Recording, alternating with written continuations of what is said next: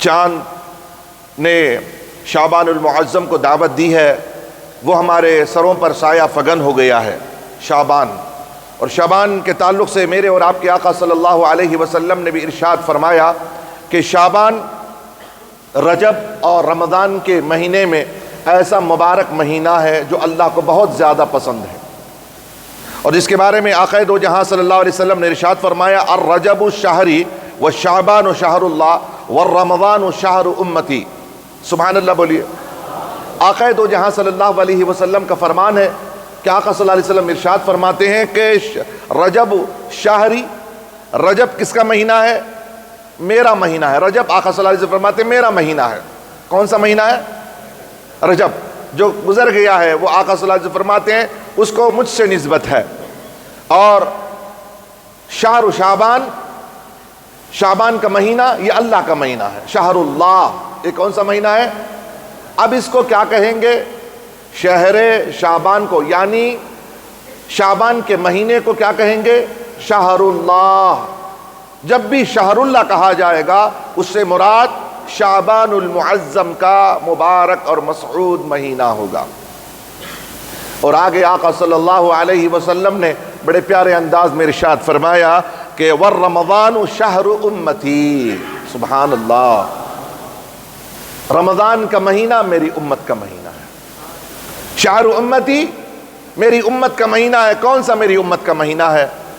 رمضان المبارک۔ آقا صلی اللہ علیہ وسلم نے ارشاد فرمایا کہ شعبان المعظم کا مہینہ یہ آتا ہے رمضان المبارک کے استقبال کے لیے، اس کی تیاری کے لیے اللہ رب العزت نے شعبان المعظم کو مقدم فرمایا تاکہ شعبان المعظم میں لوگ رمضان المبارک کی تیاریاں کریں۔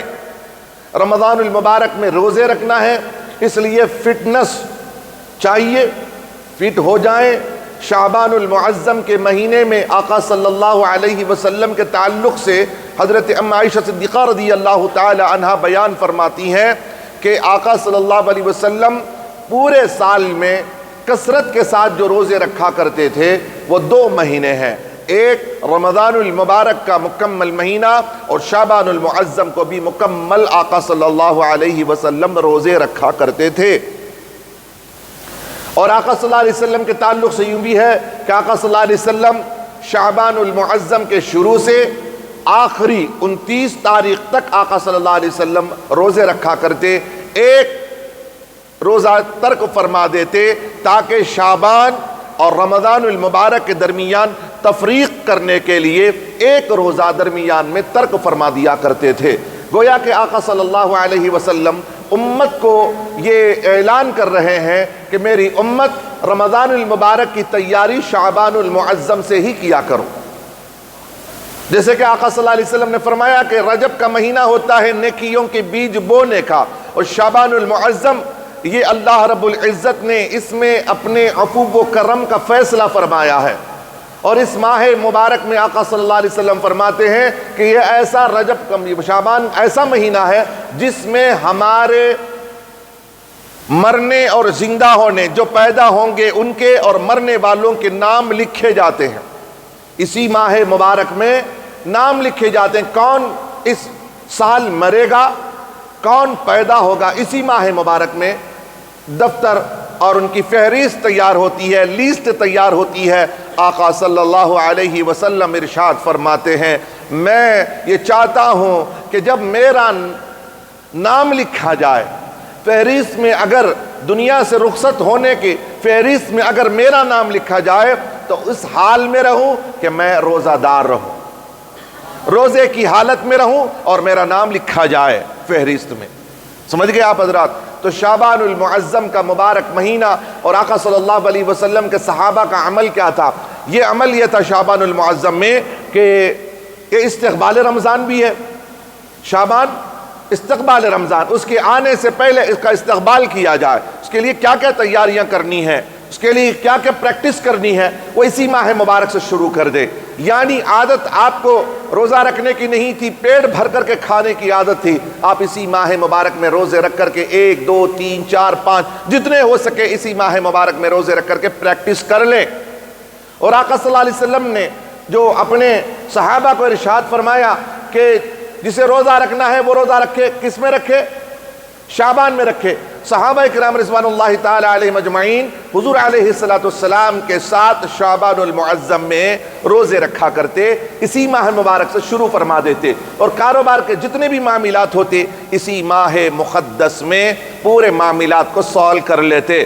قرض دینا ہے دے دیتے، قرض لینا ہے لے لیتے، جتنے بھی معاملات ہوتے شعبان المعظم میں صحابہ کرام رضوان اللہ تعالی علیہم اجمعین پورے فرما لیا کرتے۔ اور صحابہ کرام رضوان اللہ تعالی علیہم اجمعین کو نبی پاک صلی اللہ علیہ وسلم نے ارشاد فرمایا کہ رمضان المبارک وہ مہینہ ہے جس میں قرآن نازل ہوا ہے، تو اس میں کثرت سے قرآن کریم کی تلاوت کی جائے، اس میں کثرت سے تراویح پڑھی جاتی ہے۔ تو صحابہ کرام رضوان اللہ تعالی علیہم اجمعین کا معمول تھا کہ وہ شعبان المعظم میں قرآن کریم کی کثرت سے تلاوت شروع فرما دیا کرتے تھے۔ ٹھیک ہے، یہ ہوا اس ماہ مبارک کے فضائل ہیں، اور میں چاہتا ہوں کہ ہم میں سے جسے ممکن ہو کہ اس ماہ مبارک میں کثرت سے روزے رکھنا ہو وہ جمعرات کو رکھے، پیر کو رکھے، اگر لگاتار بھی روزہ رکھنا چاہتے ہیں لگاتار روزے رکھیں، 14 شعبان کو 15 شعبان کو روزہ رکھنا چاہتے ہیں وہ 14 15 کو رکھیں، 14 15 16 کو رکھنا چاہتے ہیں، کوئی مضائقہ نہیں۔ بعض احباب سوال کرتے ہیں ہم روزہ رکھنا چاہتے ہیں لیکن درمیان میں جمعہ کا دن آ جا رہا ہے، 14 شعبان کو روزہ رکھنا چاہ رہے ہیں وہ جمعہ کے دن ہو رہا ہے، یا 15 شعبان کو ہم روزہ رکھنا چاہتے ہیں لیکن وہ جمعہ کے دن ہو رہا ہے اور جمعہ کا دن عید کا دن ہوتا ہے، لہٰذا یہ روزہ رکھنا کیسا ہے آپ یاد رکھ لیں۔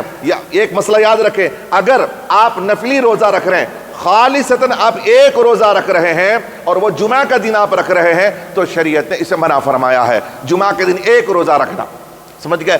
اگر آپ اس کے ساتھ میں اگر جمعرات کو روزہ رکھ رہے ہیں اور جمعہ کو بھی روزہ رکھ رہے ہیں کوئی مضائقہ نہیں، جمعہ کو رکھ رہے ہیں اس کے ساتھ ساتھ اگر ہفتے کا روزہ بھی رکھ رہے ہیں تو اس میں بھی کوئی مضائقہ نہیں، آپ روزہ رکھ سکتے ہیں۔